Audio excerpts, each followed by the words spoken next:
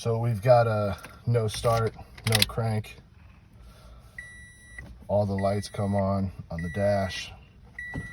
And when I turn, without putting, it's a manual transmission, when I turn the key to start, without putting the clutch and stuff in, getting ready to actually start it, the lights on the dash don't turn off. But if I do go to turn it and start it,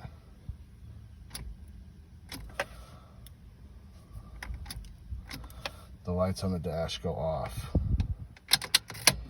No start, no crank. I put a brand new starter in this and a brand new battery, and the issue still persists. So I do have a starter relay coming today, and I'm going to swap that out, and I'll keep you guys posted.